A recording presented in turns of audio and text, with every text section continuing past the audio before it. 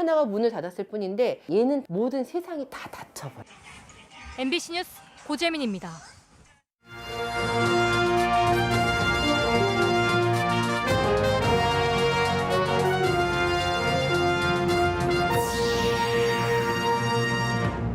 부모에게 흉기를 휘두르는 존속범죄가 끊이지 않고 있습니다. 전체 살인사건 중 10%는 존속간에 발생했습니다. 청주 밀레니엄타운 내 유통판매시설 부지가 올봄 분양을 앞두고 있습니다. 대형 유통업체 진출이 가시화되자 동네 상권이 반발하고 있습니다. 청주시가 연구 용역을 통해 스포츠 콤플렉스 최적지 대안을 내놨는데 또 논란입니다. 비행구역 검토 없이 추진되고 있습니다. 세계와 물결을 타고 국내에 소개된 다양한 해외 작품들을 한자리에서 볼 수 있는 전시회가 국립현대미술관 청주에서 열립니다. 시청자 여러분 안녕하십니까? 계속해서 뉴스데스크 충북입니다. 오늘 충북 코로나19 발생 현황부터 알아보겠습니다. 신규 발생 확진 환자는 139명입니다. 지역별로는 청주 35명, 충주 3명, 제천 4명, 음성 6명, 괴산 6명, 진천 82명, 증평 3명이 확진됐습니다. 충북 누적 환자는 12,775명, 누적 사망은 123명입니다.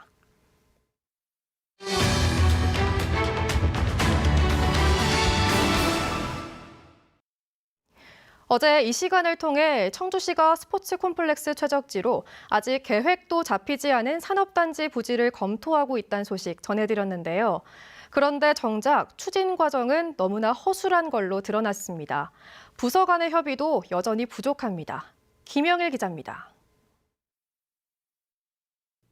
종합운동장과 체육관, 야구장 같은 체육시설을 한 곳에 모으는 스포츠 컴플렉스. 청주시는 6년 전 주중동 일대를 1순위 후보지로 선정했지만 여전히 첫 삽도 뜨지 못하고 있습니다. 문제는 6,312억 원이 넘는 사업비. 청주시는 결국 연구개혁을 통해 대안을 찾고 있습니다. 기존의 사직동 체육시설을 리모델링하거나 현재 오창읍 강리와 기암리 일원에 추진 중인 일명 네오테크밸리 산업단지에 추진하겠다는 겁니다. 제안 들어왔던 게 있으니까 방향은 그렇게 가고 있다라는 거, 그걸 얘기하는 거지. 하지만 넘어야 할 산이 너무 많습니다. 해당 산업단지 부지가 비행안전 6구역에 포함돼 군사기지 군사시설보호법상 고도 제한이 있다 보니 일정 높이 이상의 건물을 짓거나 시설물을 설치할 수 없기 때문입니다. 프로야구 경기장에서 필수적인 조명탑 설치는 물론 폭죽이나 연막 사용도 제한됩니다.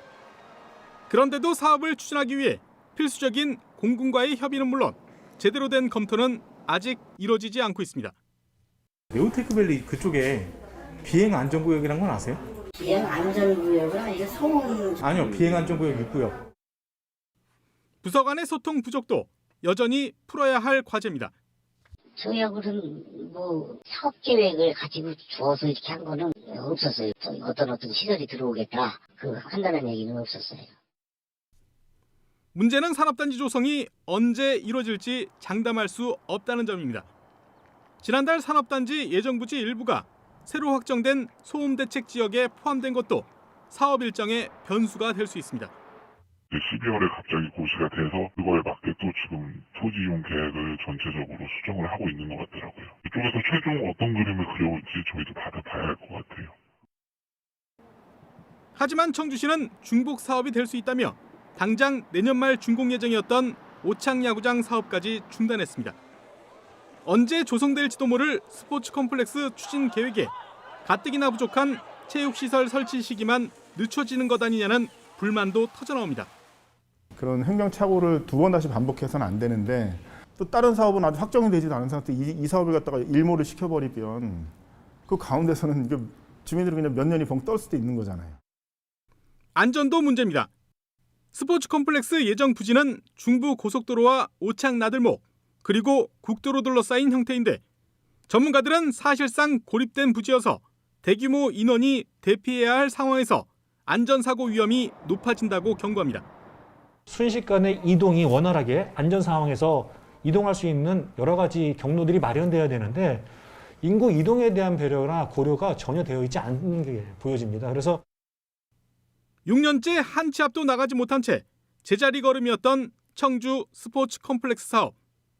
이번에도 요란하게 변죽만 놀리다 끝나는 것은 아닌지 우려의 목소리가 커지고 있습니다. MBC 뉴스 김영일입니다. 어젯밤 충북 청주의 한 아파트에서 10대 아들이 휘두른 흉기에 50대 아버지가 숨지는 사건이 일어났습니다. 또 지난달에는 어머니에게 흉기를 휘두른 자녀들이 잇따라 붙잡히기도 하는 등 존속을 상대로 한 범죄가 꾸준히 발생하고 있습니다. 김은초 기자가 취재했습니다. 늦은 밤 충북 청주의 한 아파트. 구급대원이 건물 안으로 뛰어들어가고 곧이어 온몸에 상처투성이가 된 50대 남성이 들것에 실려 나옵니다. 몸에 붕대를 감고 산소 마스크를 낀 채 병원으로 옮겨진 이 남성은 치료를 받다 숨졌습니다. 너무 상처가 크고 출혈이 심해서 출혈량을 우선은 조절해야 돼서 바로 지혈 압박했거든요. 이송을 하면서 점점 의식이 더 처지고 나중에는 아예 자극이 없고 반응이 없으셨어요. 50대 남성에게 흉기를 휘두른 건 10대 아들이었습니다. 아들은 정신질환으로 치료를 받고 있었는데 최근 약을 복용하지 않은 상태였던 걸로 전해졌습니다. 경찰은 정신병원에 입원시키겠다는 아버지의 말에 아들이 화를 참지 못하고 범행을 저지른 걸로 보고 아들에 대해 구속영장을 신청할 계획입니다.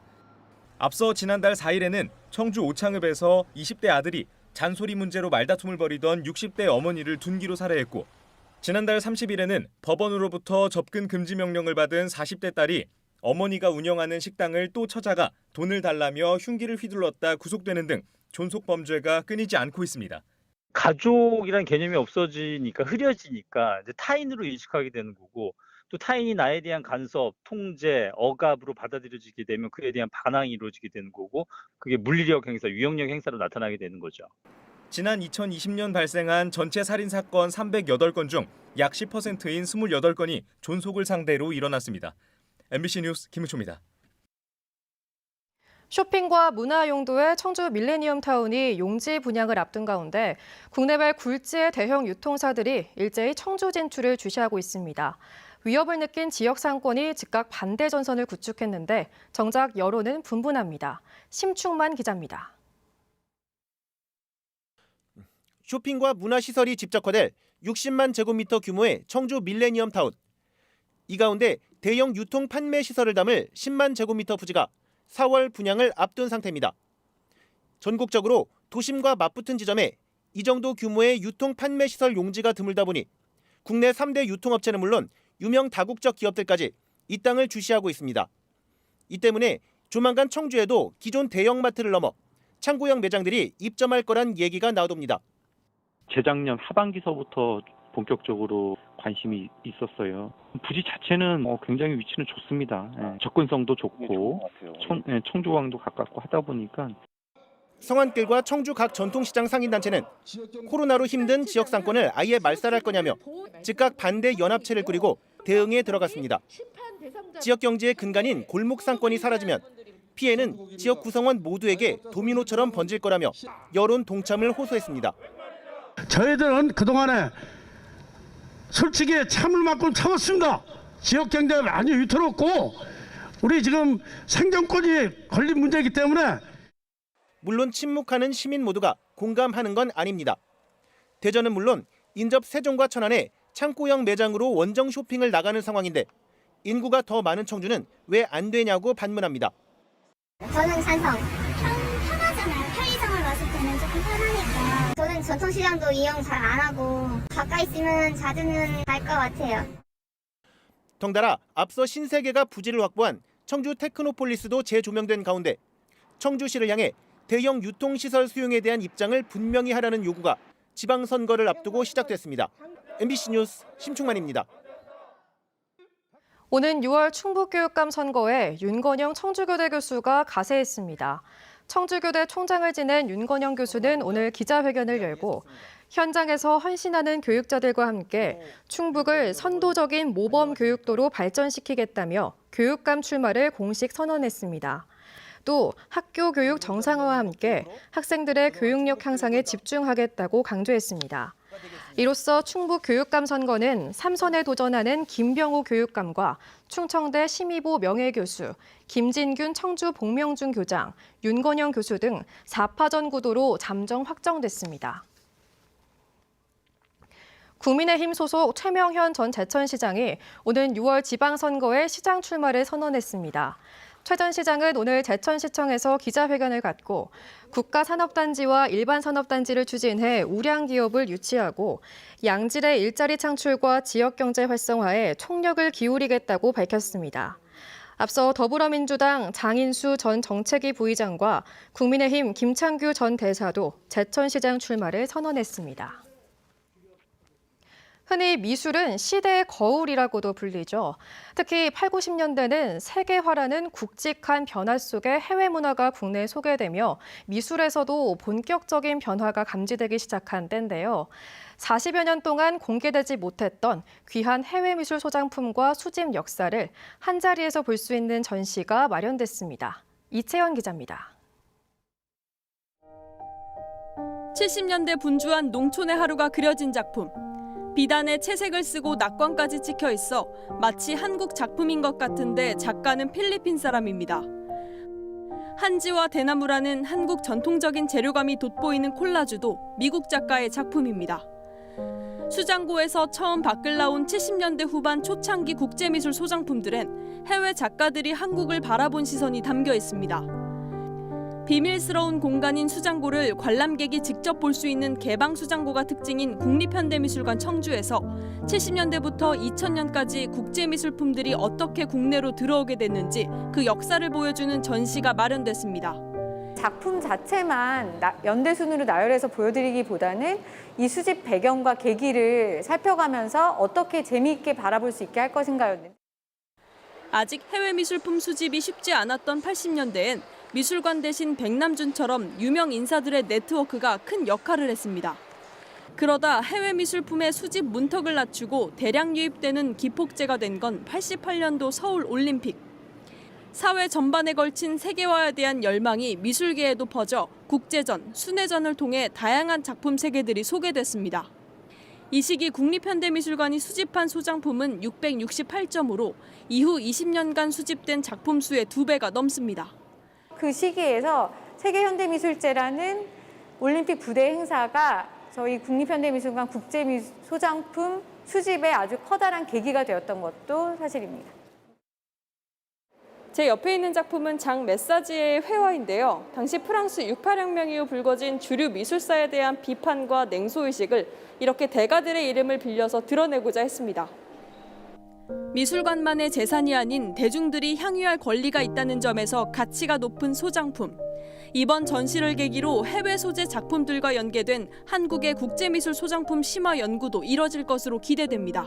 MBC 뉴스 이채연입니다. 진천의 한 업체에서 코로나19 확진 환자가 무더기로 발생했습니다. 충청북도에 따르면 이 업체 직원이 양성 판정을 받아 직원 180여 명을 대상으로 전수검사를 한 결과 이틀 동안에만 77명의 감염이 확인됐습니다. 확진자 대부분은 외국인 근로자로 기숙사에서 생활한 것으로 전해졌습니다. 방역당국은 이 업체의 조업을 정지시키고 감염 경로를 파악하고 있습니다. 한편 오늘 0시부터 오후 4시까지 집계된 충북의 감염자는 139명으로 2020년 2월 도내에서 첫 확진 환자가 나온 이후 같은 시간대 최다 인원으로 알려졌습니다.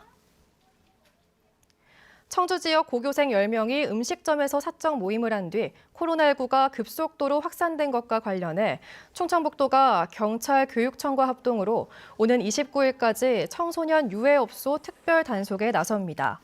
청소년 출입과 고용, 술, 담배 판매 행위 등을 중점 단속하고 방역 수칙을 지키고 있는지 점검합니다.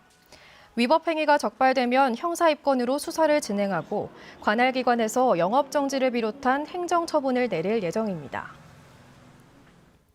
청주 신흥 개발 지역인 방서지구 정신병원 건립에 반대하는 학부모 청원이 이어지고 있습니다. 충청북도 교육청에 따르면 초등학교 주변 정신병원 건립에 반대하는 청원이 교육청 청원 광장에 올라온 이후 공감 댓글이 15일 만에 1,500명에 육박하면서 역대 최다 공감을 기록했고 추가 청원도 이어지고 있습니다. 교육청은 해당 정신병원은 교육환경보호법 적용 범위 밖에 있는 데다 법이 정한 금지시설도 아니지만 다양한 대책을 검토하고 있다며 다음 달 4일 청원 기간이 지난 이후 신중히 검토해 답변하겠다고 밝혔습니다. 오늘 오전 8시 반쯤 청주시 율량동의 한 고등학교에서 건물 보수 공사를 하던 60대 노동자가 6m 아래로 떨어져 숨졌습니다. 경찰은 노동자가 3층에서 건축 자재를 건물 안으로 넣기 위해 외벽에서 창문을 떼다 중심을 잃고 추락한 걸로 보고 있습니다. 해당 학교에선 방학을 맞아 노후한 교실 바닥 교체 작업이 진행 중이었습니다. 경찰은 추락 방지용 안전골이나 안전모를 착용하지 않은 것으로 보고 안전관리자 등을 상대로 안전관리 위반 여부를 수사하고 있습니다. 3월 대선과 6월 지방선거를 앞두고 청주지방검찰청은 충북경찰청, 선거관리위원회 등 유관기관과 대책회의를 열고 선거 범죄에 엄정 대응하기로 했습니다. 청주지검은 선관위 경찰과 24시간 비상연락 체계를 구축해 금품 수수, 허위사실 유포, 여론 조작, 공무원 단체 선거 개입 등을 중점 단속할 예정입니다. 청주지검 관계자는 신분, 지위, 소속 정당을 불문하고 법과 원칙에 따라 수사할 것이라고 밝혔습니다. 버스 정류장과 육교 등에서 음란 행위를 한 혐의를 받은 20대 남성에게 항소심에서 무죄가 선고됐습니다. 청주지법 형사항소 2부는 지난 2019년 7월 청주의 한 버스 정류장과 육교 위에서 음란 행위를 한 혐의로 기소돼 1심에서 벌금 300만 원을 받은 26살 A씨에게 무죄를 선고했습니다. 재판부는 목격자가 범인과 복장이 비슷한 A씨를 혼동했을 가능성을 배제하기 어렵고 목격자가 법정에서 진술을 번복하는 등 신빙성이 떨어진다고 판시했습니다. 설 연휴가 있는 1, 2월에 택배와 상품권 거래로 인한 소비자 피해가 집중되는 것으로 나타났습니다. 한국소비자원과 공정거래위원회는 최근 3년간 택배와 상품권 거래 피해 구제 신청을 분석한 결과 1월과 2월에 전체 피해의 20%가량이 집중됐다고 밝혔습니다. 주요 피해 사례는 택배 물품 파손, 분실, 배송 지연, 유효기간이 지난 상품권 판매 등입니다. 소비자원은 증빙 자료를 확보하고 택배 수령일부터 14일 이내에 사업자에게 피해 사실을 알려야 하며 할인율이 높은 상품권은 사기일 가능성이 큰 만큼 가급적 구매하지 말 것을 당부했습니다. 충주에서 지역 농산물을 활용한 빵이 개발됐습니다. 충주시 농업기술센터는 지역 민간업체와 공동으로 산나물 페스토빵을 개발해 출시했습니다. 충북 소식 마칩니다.